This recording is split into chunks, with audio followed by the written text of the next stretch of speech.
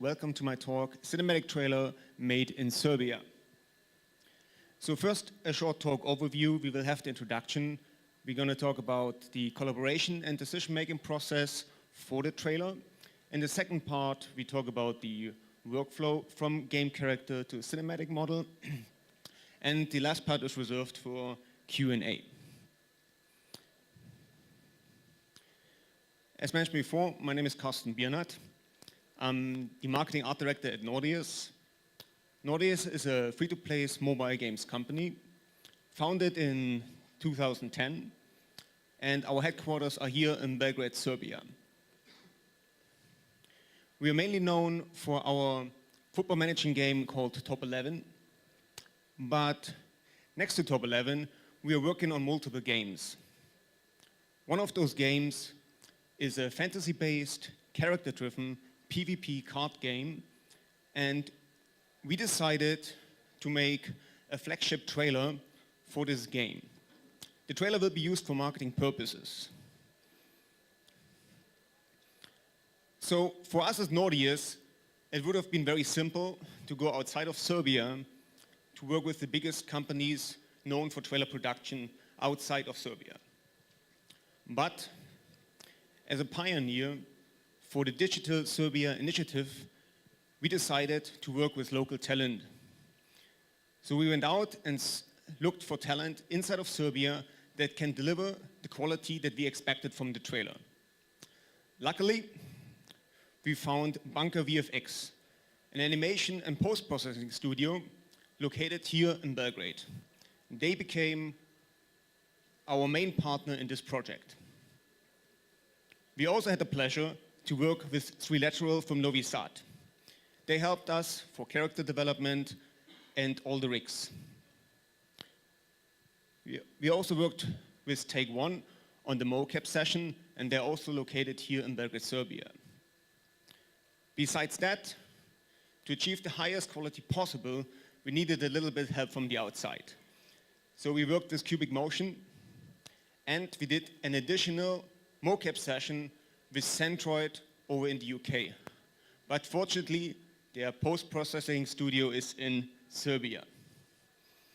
So basically, most of the stuff was done exclusively in Serbia.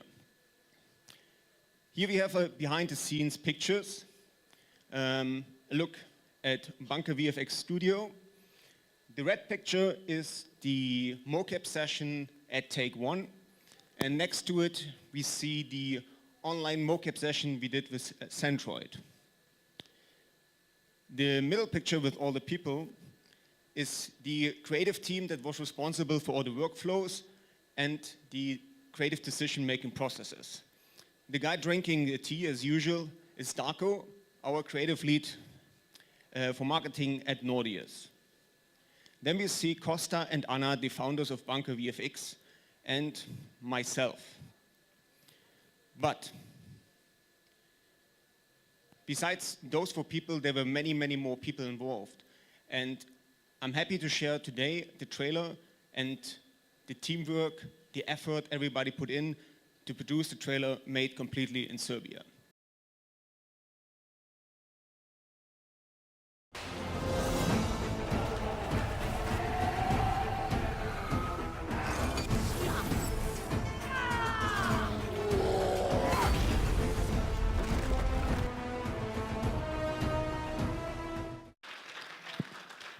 Thank you, everyone, and thanks to the whole team who got involved with the trailer, and thanks for the sound engineering. So I don't know how much time we have left. I just go to the second part, is just to give you a quick overview from game model to cinematic model. We had the basic game models. I take two examples. One is the Archangel, and one is our Necromancer. As you can see, this is the game model that we use, and she has like in-game camera proportions. It's a low poly body and also low-res textures. To achieve the cinematic quality, it's very important to rework her basically completely, but keep the essence as well for the character. So the workflow is very straightforward. We take the in-game ZBrush model, we rework all the proportions, and to keep it consistent with the in-game, but we also adjusted her costume. It's also very important that this costume can work for animation. In this case, we worked together with 3Lateral that really did an awesome job in helping us develop the character further and further. Here you can see the ZBrush model and the enhanced armor and quality. And we also decided for this whole project to go with scanned faces, but no face is perfect, so we had to stylize her. For example, in her case, she had a perfect nose at the beginning, but we needed to tweak her jaw a little bit to give her that elegant look that she has in the trailer. Here we see some more shots where the armor is basically the same as you have seen before in the in-game model, but is enhanced and has much, much more detail. The detail level was amazing, and everything that 3Lateral did was great. It also showed us the quality that we want to achieve with all the upcoming characters. Is a quick turntable of her in studio lighting.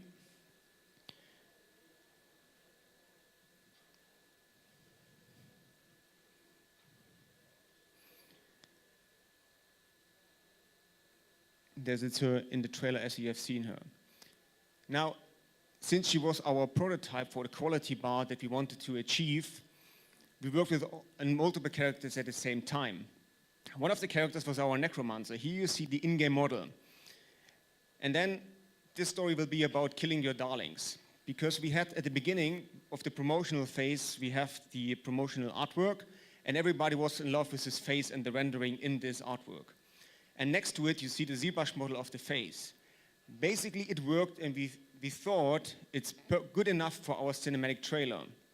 But when we put him next to all the other characters, and every time the camera framed on the character, it let us down when it comes to quality. So we reworked, but at one point, together with Bunker VFX, we decided to resculpt the face completely to achieve the quality that we needed. It was very important to keep the overall basic shapes, but add more details, more anatomy, more skin. It was also important to change the way his hood was attached to his head, because it looked a bit awkward during the trailer production. Here you can see the final ZBrush sculpt with all details added. It was also a great effort from Bunker VFX to make the textures work, and that we have like the dead skin feeling, but it's still not like looks like plastic. Quick turntable. Also adjusted the armor again, added much more detail and so on to achieve the cinematic quality.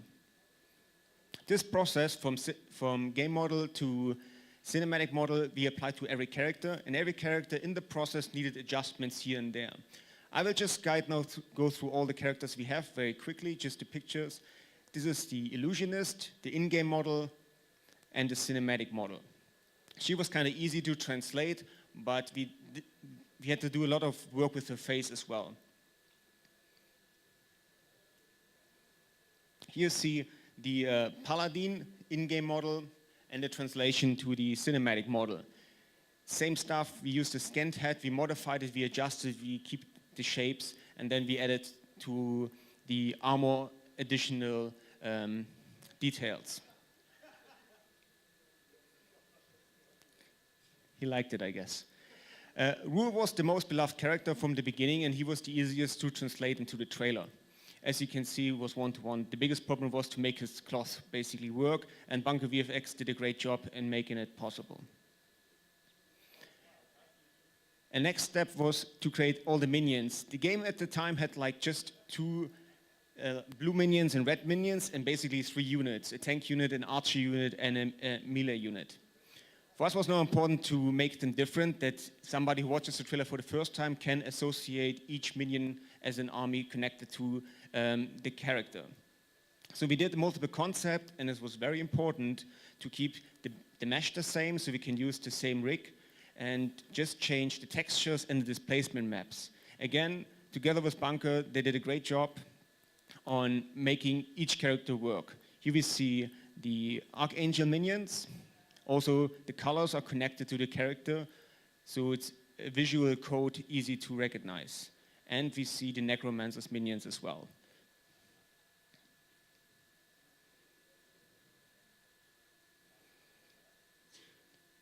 Here they are in the trailer fighting, and this leads us to the third part of the talk, which will be Q&A. Thank you. My first question is, what's the impact on the business of the game? I mean, this trailer looks amazing. It's stunning. What's the anticipated ROI outcome of producing a trailer like this? It's always nice that everybody in mobile games asks about the ROI, return of investment. Here's my answer to this one. If you establish with this trailer a story and an IP, you will have an ROI that is bigger than you can ever imagine. Because it's not about the game, it's about the IP. You establish an IP, a story and everything behind it. You can build a universe. This universe spreads out to everything else. And then I will come back to you and say, now tell me the ROI of this one. Okay, I'll just do one more. How long did it take to make? It was an interesting story because it's very good to see. I think it was intended to be 2 months. It ended up to be 6. Because there's also one thing. It was all pioneering work within Serbia, bringing all the companies together, working together, and achieving the quality bar that we set out to do. So that took a while. That's why we had to do some reshoots for the mocap. We had to rework the rigs. We had to make the facial animations better and better and better to be on par in certain areas with all the trailers that you see from all the big companies like Blizzard and Riot and so on. Because it doesn't make sense that we work together and produce something that is not up to the level. For the animation, so did you stay true to the motion capture ones? Or did you do some animation on top of that? Because you can see like all the flows are like really natural, but maybe in some parts it could use like more dynamics. So did you combine the two or just motion capture?